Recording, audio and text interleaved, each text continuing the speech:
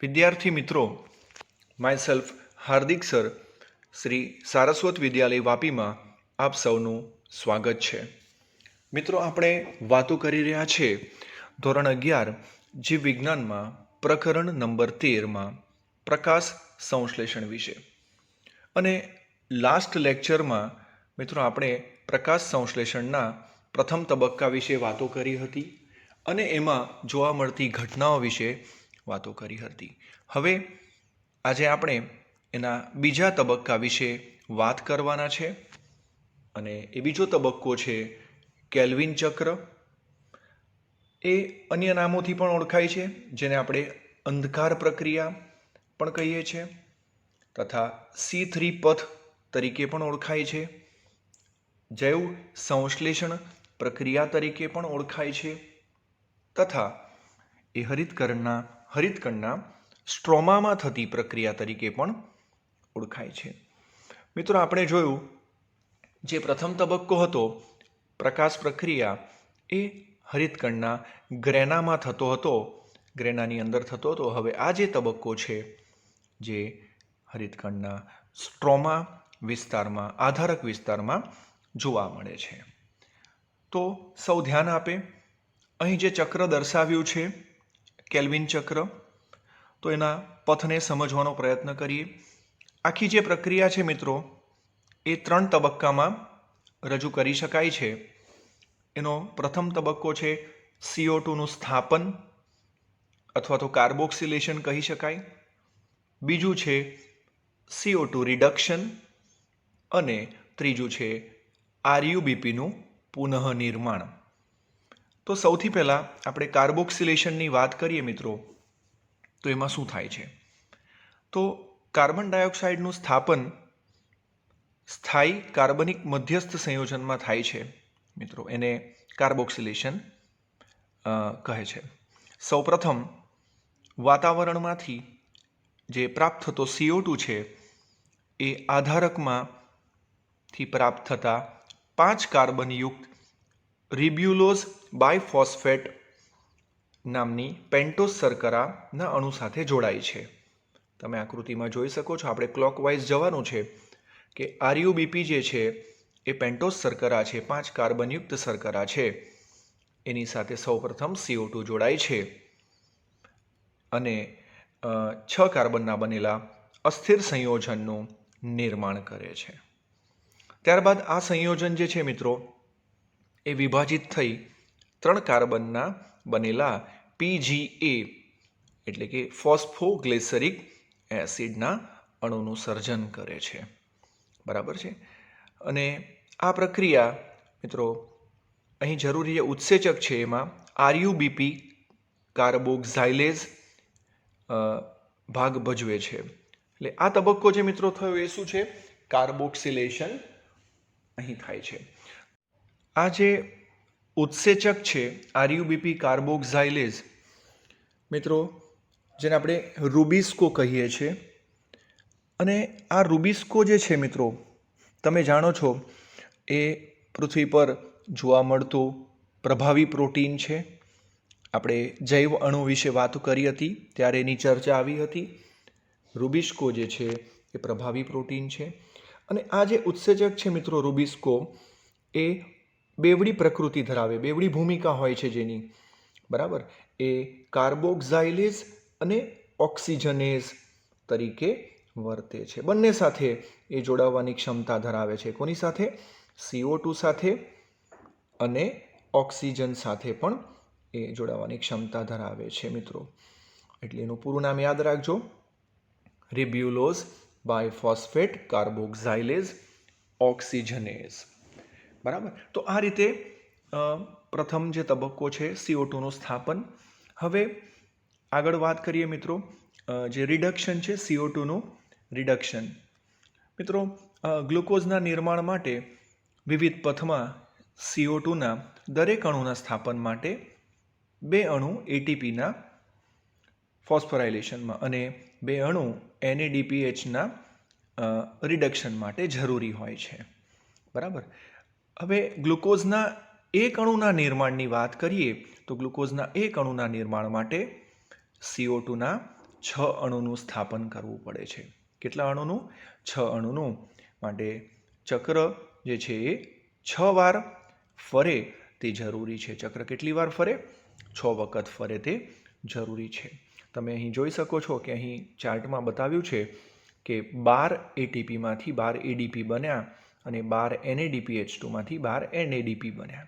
એનો મતલબ કે અહીં 12 આ રિડક્શન દરમિયાન તમે જોઈ શકો છો 12 એટીપી અને 12 NADPH2ની અહીંયા જરૂર પડી છે. બરાબર. ત્યારબાદ વાત આવે છે મિત્રો પુનઃનિર્માણની. RUBPનું પુનઃનિર્માણ.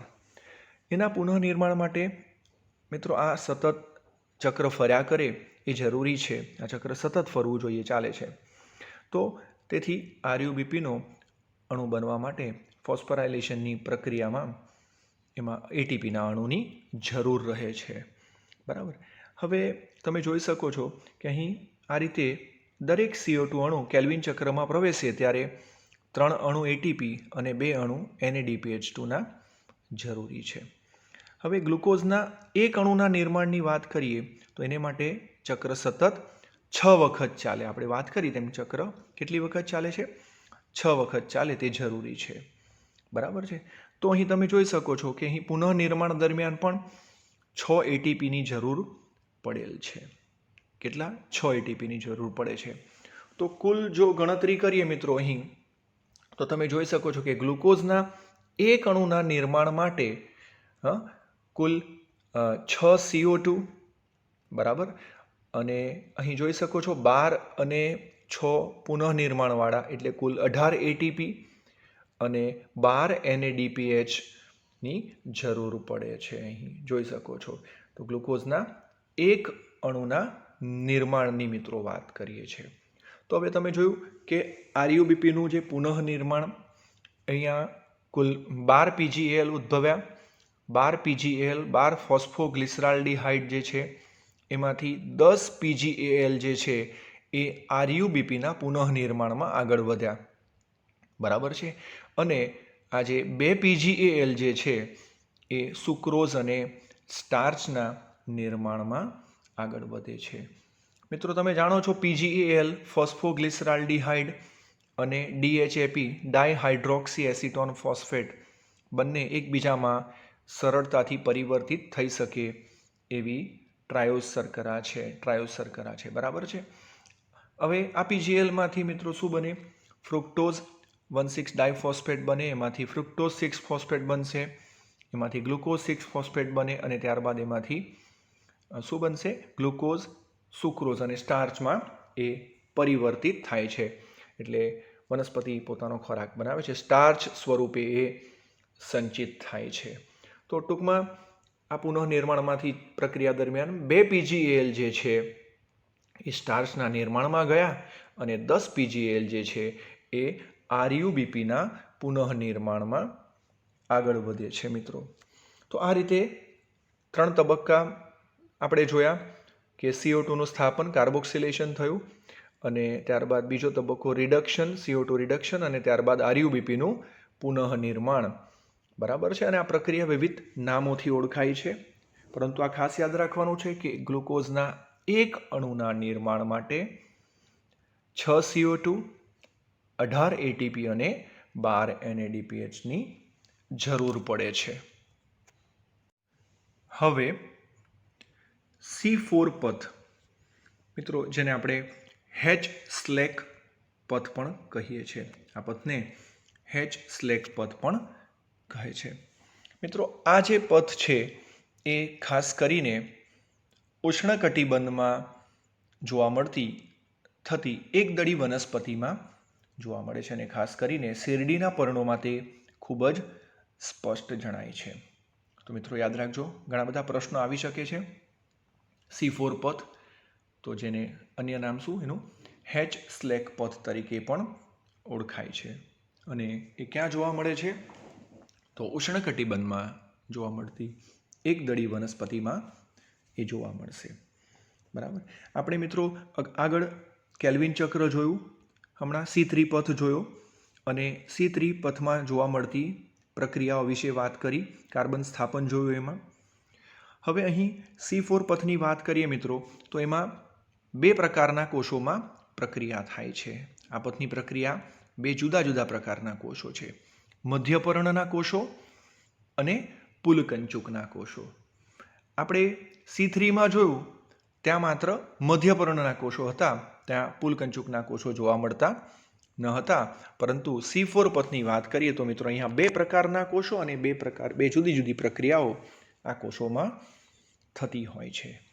તદુપરાંત મિત્રો અહીં એક વિશિષ્ટ ગોઠવણી જોવા મળે છે. ખાસ અહીં પુલકંચુકના જે કોષો છે એ વાહીપુલને ઘેરીને ગોઠવાયેલા હોય છે.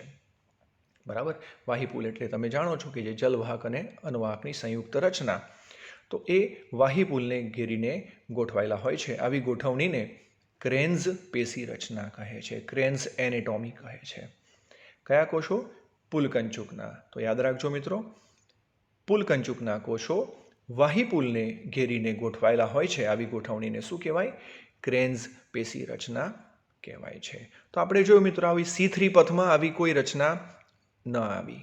બરાબર છે, C3 પથમાં ક્રેન્ઝ પેશી રચના જોવા ન મળી તથા પુલકંચુકના કોષો પણ ત્યાં જોવા ન મળ્યા. તો આ એની વિશિષ્ટતા છે C4ની, ખાસ યાદ રાખજો. બે પ્રકારના કોષો અને બે જુદી જુદી પ્રકારની પ્રક્રિયા. તો અહીં મધ્યપર્ણના કોષોમાં મિત્રો પ્રકાશ પ્રક્રિયા થાય છે અને પુલકંચુકના કોષોની અંદર કાર્બનના સ્થાપનની પ્રક્રિયા થાય છે. હવે જે પ્રક્રિયા થવાની મિત્રો એને આપણે અહીં સમજવાનો પ્રયત્ન કરીએ. તો મિત્રો અહીં C4 પથમાં સૌપ્રથમ વાતાવરણમાંનો જે CO2 છે એ ફોસ્ફોઇનોલ પાયરુવિક એસિડ નામના 3 કાર્બનયુક્ત પદાર્થ સાથે પ્રક્રિયા કરે છે અને 4 કાર્બનયુક્ત ઓક્ઝેલો એસિટિક એસિડનું સર્જન કરે છે. બરાબર, આપણે અહીં એક સરળ ચાર્ટ દ્વારા સમજાવ્યું છે, જેને વાતાવરણનો CO2 વત્તા પેપ એટલે કે ફોસ્ફોઇનોલ પાયરુવિક એસિડ 3 કાર્બનયુક્ત અને શું મળ્યું? સૌપ્રથમ ઓક્ઝેલો એસિટિક એસિડ મળે છે, જે 4 કાર્બન ધરાવે છે. 4 કાર્બનવાળા ઓક્ઝેલો એસિટિક એસિડનું અહીં નિર્માણ કરે છે મિત્રો.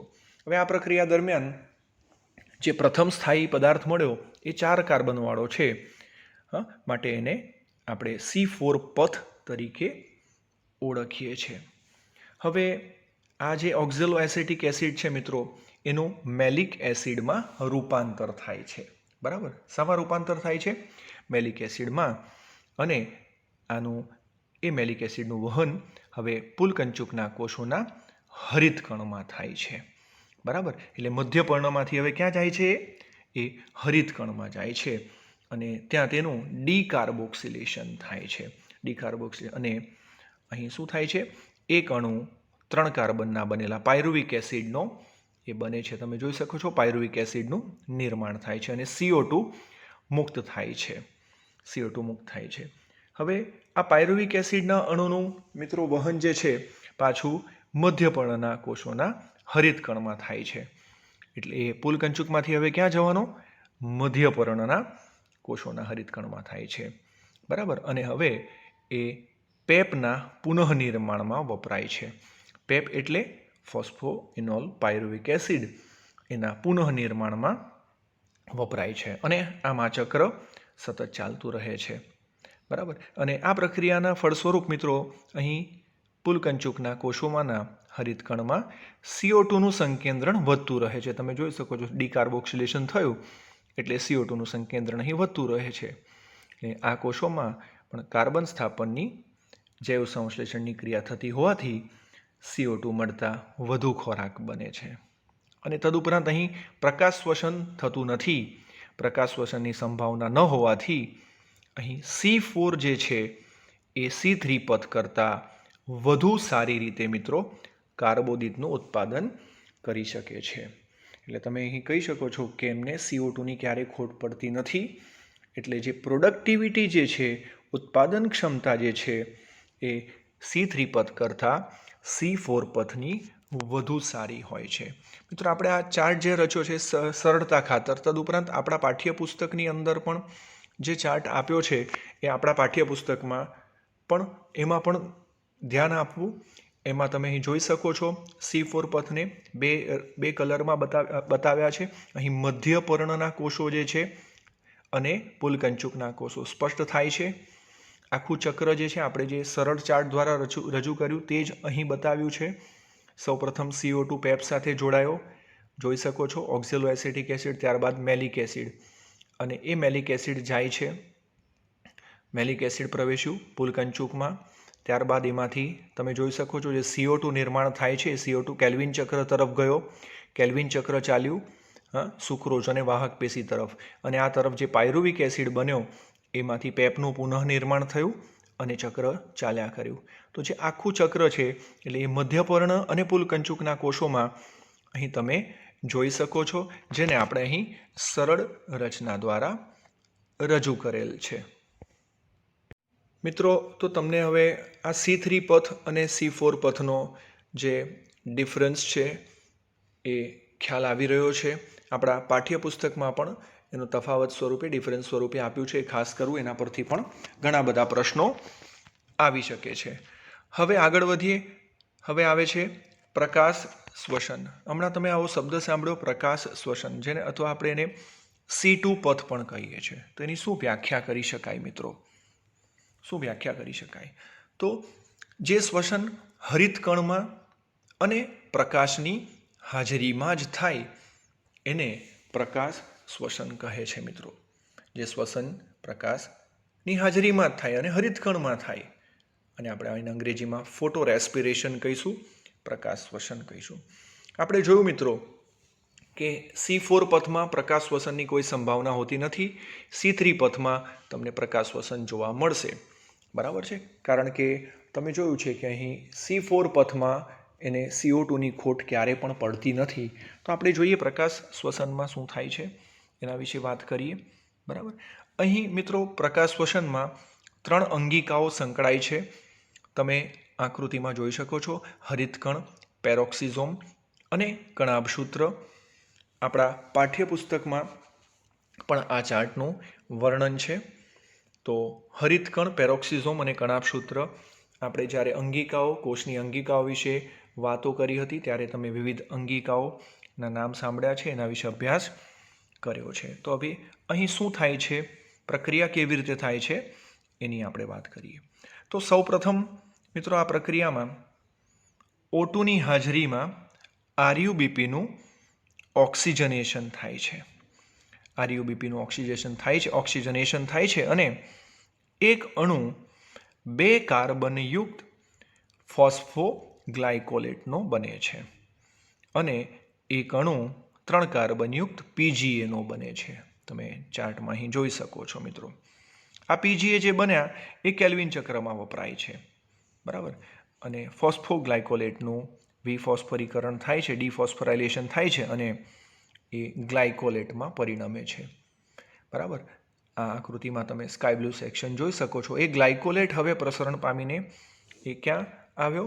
આગળ વધે છે પેરોક્સિઝોમમાં, અને એમાંથી ગ્લાયસિનના સર્જનમાંથી વપરાય છે. એટલે ગ્લાયકોલેટમાંથી હવે શું બન્યું? ગ્લાયસિન. ત્યારબાદ એ ગ્લાયસિન હવે પેરોક્સિઝોમમાંથી કણાભસૂત્રમાં એન્ટર થાય છે.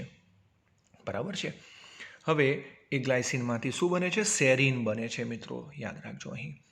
તો અહીં ગ્લાયસિનના 2 અણુ જ્યારે જોડાય ને ત્યારે સેરીનનો 1 અણુ બનશે મિત્રો. અને આ દરમિયાન એક અણુ CO2 મુક્ત થાય છે.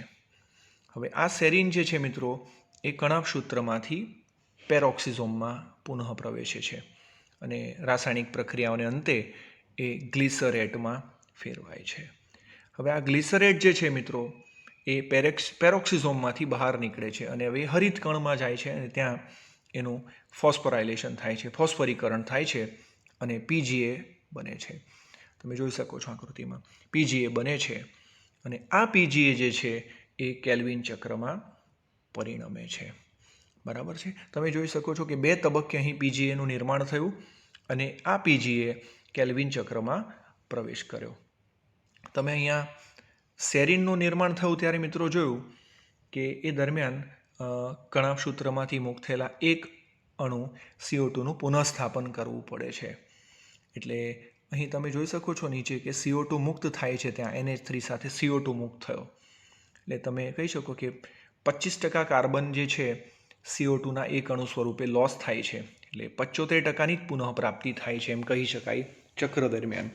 એટલે ગ્લાયસિનમાંથી જ્યારે ગ્રીન પાર્ટમાં તમે જોઈ શકો છો કે ગ્લાયસિનમાંથી જ્યારે સેરીન બન્યો ત્યારે CO2નો એક અણુની લોસ થાય છે, બરાબર, અને CO2ની લોસ થાય છે અને 75%ની જ પુનઃપ્રાપ્તિ થઈ શકે છે એવું કહી શકાય.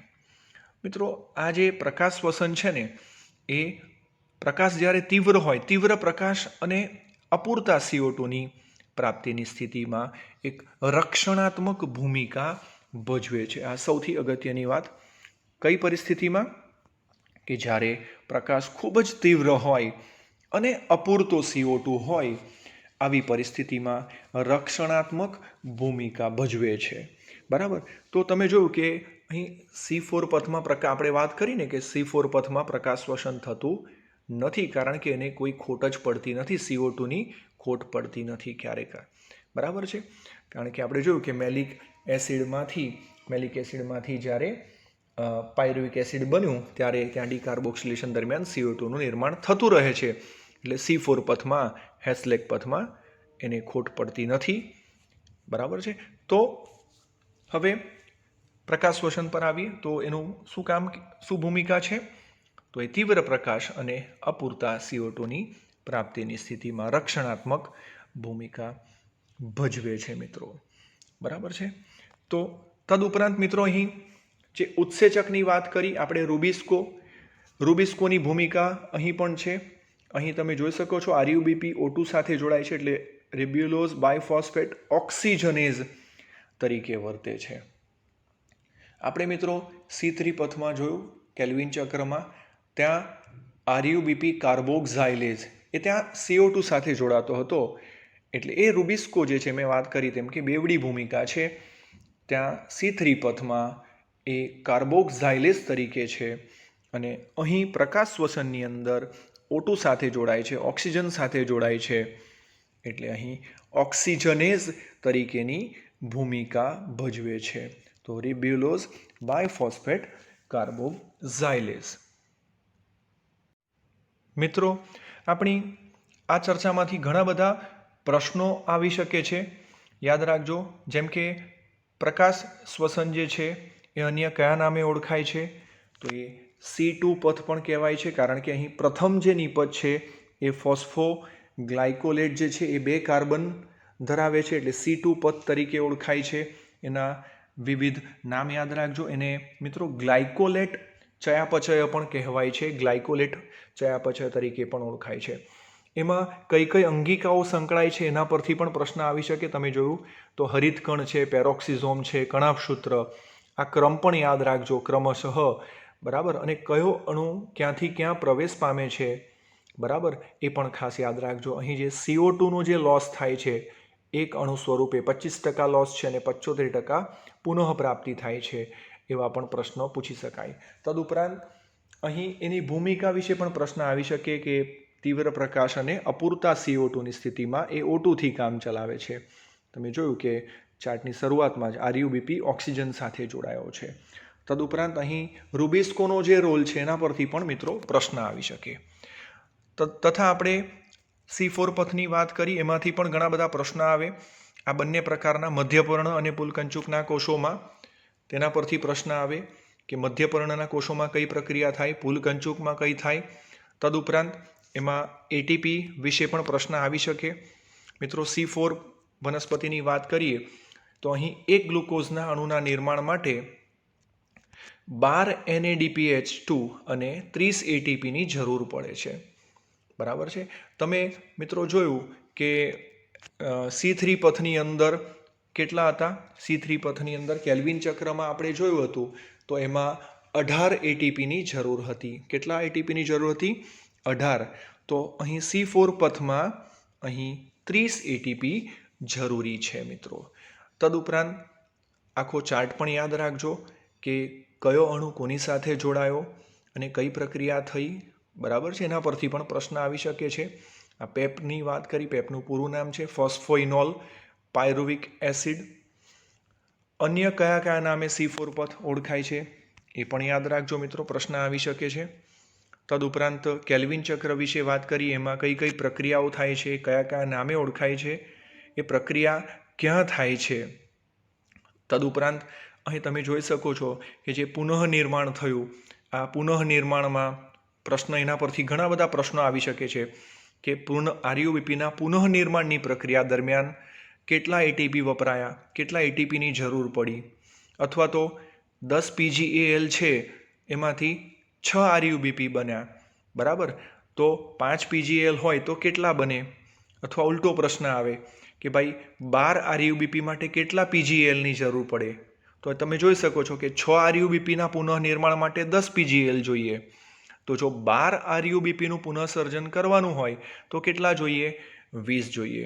એવા પ્રશ્નો ઘણા બધા આવી શકે. એના પરથી એમ કહેશે કે તમારી પાસે 5 PgAlના અણુ છે તો એમાંથી કેટલા આરયુબીપી બને? તો કે એમાંથી 3 આરયુબીપી બને. તો આવા ઘણા બધા પ્રશ્નો મિત્રો અહીંથી આવી શકે છે, તો સૌ ધ્યાન રાખશો.